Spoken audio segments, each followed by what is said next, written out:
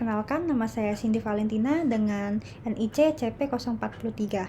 Nah, pada kesempatan kali ini saya akan menjelaskan secara singkat navigasi dari aplikasi Odoo. Nah, pada kesempatan sebelumnya saya sudah menjelaskan langkah-langkah untuk mendownload Odoo 16 pada macOS Ventura. Di kesempatan kali ini saya akan menjelaskan navigasi atau fitur-fitur yang ada di aplikasi Odoo. Nah, pertama setelah kita setelah mendownload Odoo, kita kan akan masuk ke pembuatan database-nya. Nah, di sini kita cukup memasukkan master password, database name, email, password, phone number, language, dan juga country. Terus kita cukup tekan di create database-nya. Nah, setelah itu kita akan masuk ke tampilan seperti ini. Nah, kita cukup isi email kita dengan password kita. Terus kita pencet login. Setelah login, nanti kita akan langsung muncul di halaman seperti ini. Ini adalah halaman aplikasi utamanya dari sistem Odoo tersebut. Nah, di sini saya akan menjelaskan beberapa fitur. Yang pertama itu adalah view chart. Nah, untuk view chart itu kita cukup ke home menu. Terus kita pilih salah satu modul. Di sini saya akan coba modul purchase. Nah, tampilan awalnya akan menjadi seperti ini. Di sini itu adalah view chart-nya. Jadi ada banyak sekali tampilan. Yang pertama ada di sini juga ada tampilan jadi reference, vendor, company, buyer, order deadline, activity, source document, and total and status. Nah, di sini itu adalah view chart-nya. Di sini tampilan utama itu yaitu view chart yang bentuknya list.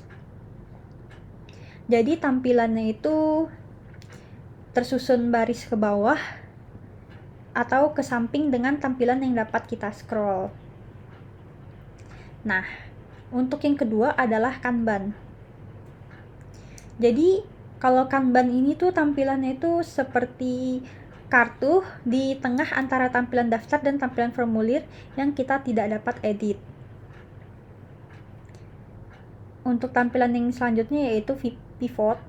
Jadi pivot view ini kita gunakan untuk merangkum, mengkelompokkan, mengeksplorasi, mempresentasikan, menghitung, dan menganalisa data. Jadi kita bisa memanipulasi data dan mengubah layout atau tampilan data sesuai dengan kebutuhan kita. Nah, yang selanjutnya adalah tampilan graph view. Nah, di sini itu tampilan ini terlihat seperti grafik, diagram batang, diagram garis, dan diagram pie. Ini bisa dilihat ada line, pie. Selanjutnya yaitu kalender. Nah, kalau yang kalender itu ya kita bisa melihat aktivitas pada modul purchase yang menampilkan catatan harian, mingguan, serta bulanan. Nah, pada modul pada view activity ini tuh kita bisa melihat aktivitas apa yang sudah terlaksana dan juga belum terlaksana dan juga yang sedang dilaksanakan.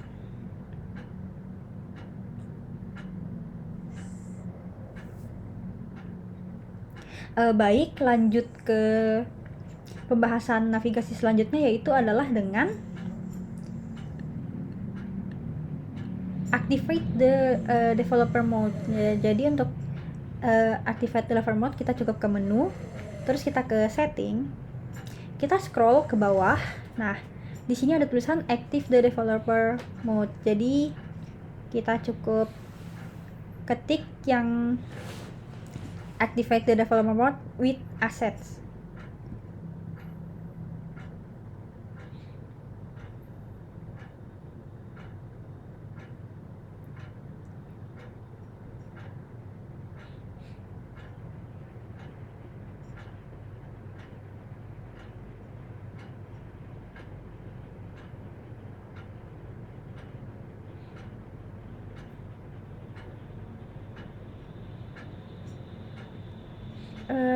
ditunggu ya karena ini masih loading. Nah, kalau misalnya kita sudah ada lambang seperti kumbang seperti ini, tandanya developer mode itu sudah aktif. Nah, untuk navigasi selanjutnya yaitu adalah view metadata. Jadi kalau view metadata itu kan digunakan untuk mengetahui detail dari informasi satu dokumen, diantaranya itu seperti ID-nya, terus dibuat oleh siapa, juga dibuat tanggal berapa, terus kapan terakhir kali diedit. Nah, caranya itu kita cukup ke menu, kita pilih modul inventory.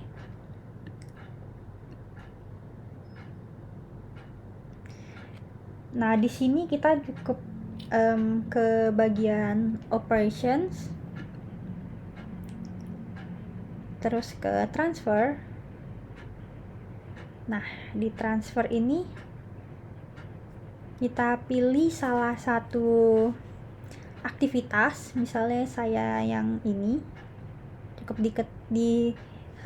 tekan 2 kali, terus kita tekan tombol kumbang kecilnya ini, kita ini scroll. Nah, di sini ada tulisan view metadata. Oke. Nah, jadi bisa terlihat kan ini ID-nya 7, terus update-nya, terus siapa sih yang buatnya, juga tanggal kapan dibuat, terus kapan terakhir kali dimodifikasi atau diedit.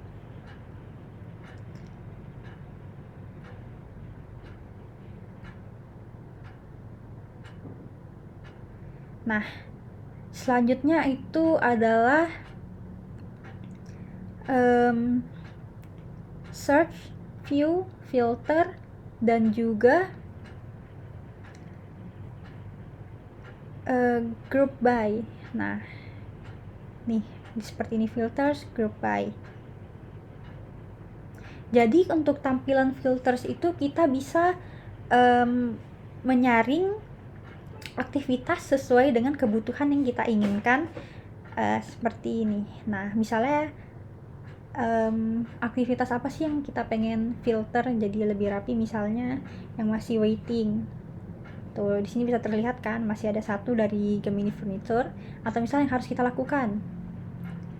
Waitingnya kita hapus. Nah, ini yang to do, misalnya yang ready. Nih, jadi ini adalah filter. Jadi kita nggak perlu susah-susah lagi nge-scroll satu-satu buat cari yang kita butuhkan.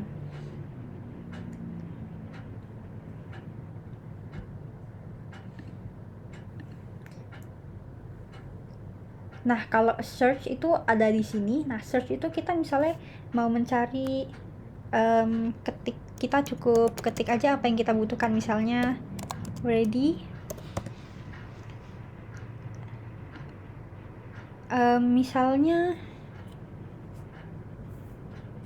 ya kita mau ketik apa aja deh, misalnya dulu kita pernah ada transaksi dari PT A, kita cukup ketik PT A. Nah, selanjutnya itu adalah fitur group by. Nah, misalnya kita pengen yang tahunan, enggak nih tahunan, quarter, 1 bulan, day.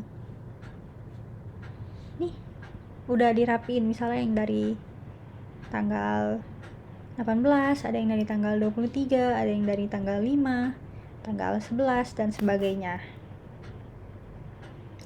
Nah, selanjutnya itu kita belajar navigasi untuk date format dan separator. Nah, jadi kalau fitur date format itu digunakan untuk mengubah tanggal serta format separator yang digunakan untuk harga. Jadi pertama kita cukup ke menu, kita ke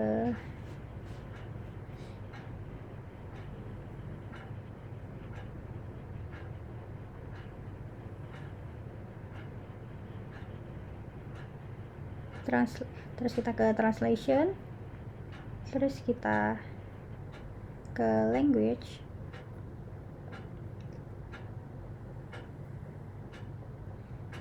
Terus kita pilih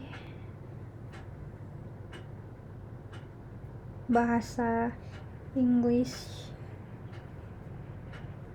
US.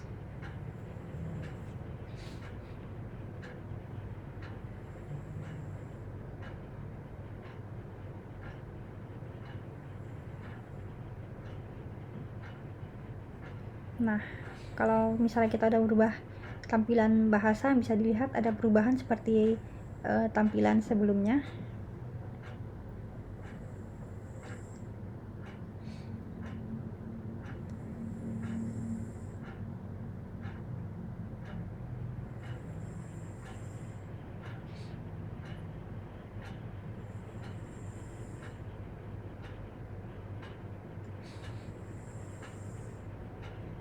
Selanjutnya kita ke settings, translation, language.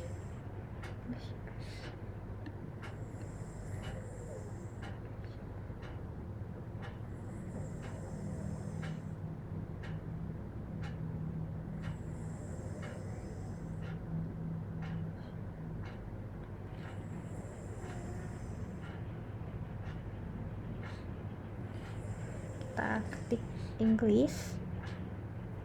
Nah, di sini ada date formatnya. Jadi date formatnya ada mulai dari bulan, hari, dan juga tahun. Di sini akan saya ubah menjadi hari, bulan, dan tahun. Nah, kita cukup balik ke misalnya ke inventory. Kita coba balik ke invoicing.